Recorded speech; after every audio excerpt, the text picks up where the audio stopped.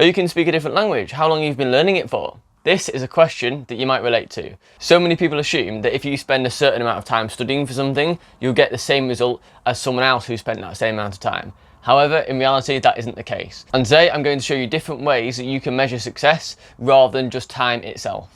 I'm James, I'm native in English and I can speak Spanish and Italian. I help people reach a conversational level in a different language. So first of all, why is it irrelevant to use time spent learning something as an indicator of success? Not everyone follows the same journey to learn a different language. Some people might be really good at vocabulary, while others better at grammar.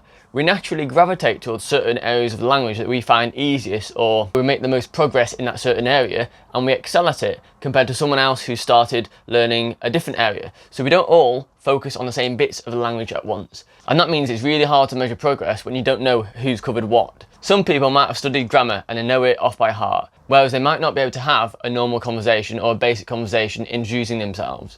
Someone else might be able to introduce themselves and have a basic conversation, but might not know much grammar at all. They might not be able to talk about the past tense in any form. So those two people you're comparing, they might have studied for 6 months, but one person, if you're talking with them, can have a conversation. The other person can't, but they know the grammar. So it's hard to assess based on that.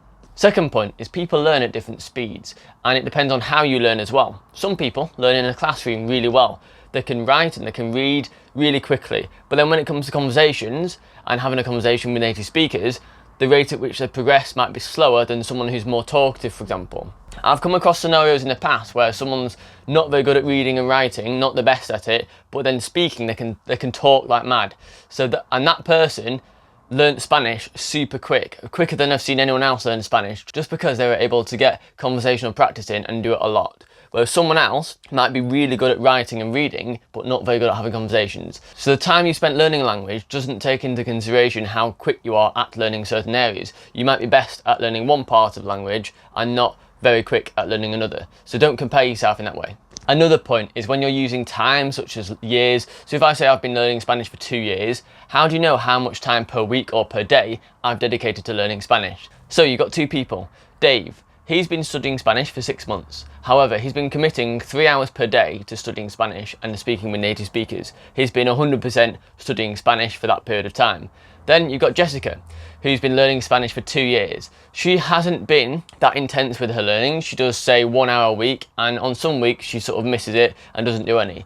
But if you count the time from which she started to now, that has been 2 years. She might not still be able to have a conversation yet because she's not been putting enough effort in to get to that level. Whereas Dave might likely be able to have a deep conversation and express his feelings and thoughts, and he might be at quite a high level at the language. However, if you ask Dave how long he's been learning the language for, he would say 6 months. Jessica would say 2 years. So we have an assumption that because Jessica has been studying for longer, she will know more, but that isn't always the case. The final thing on this is if you compare yourself to someone else who's learning a different language, say if you're in a classroom or a friend who's learning a different language, this will only end up negatively for you. You would imagine it to be motivational because if someone else can do a bit better than you, you want to catch up to their level. However, your mind naturally will look at what you lack compared to them. You won't look at how better you are, you'll look at, oh, they can understand the past tense better than me, they can understand the future or conjugate verbs quicker than I can. So this doesn't just apply to language learning, it can apply to fitness or any other sport or any other skill as well.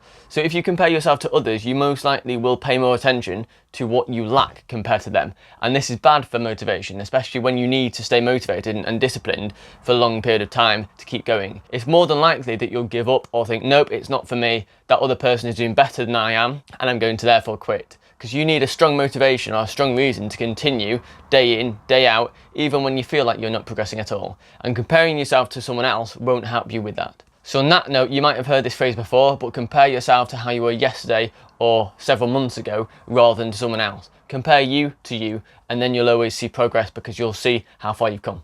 With that being said, how should you measure success when it comes to language learning?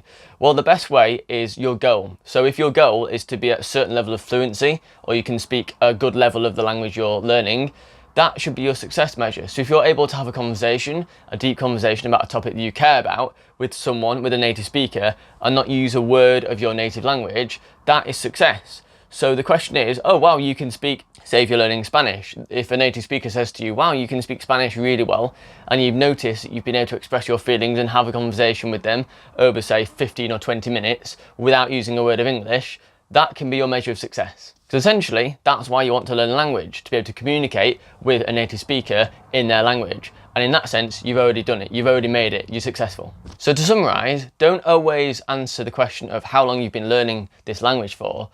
Answer it in terms of, oh, well, I'm able to have a conversation, I'm able to do X, Y, Z.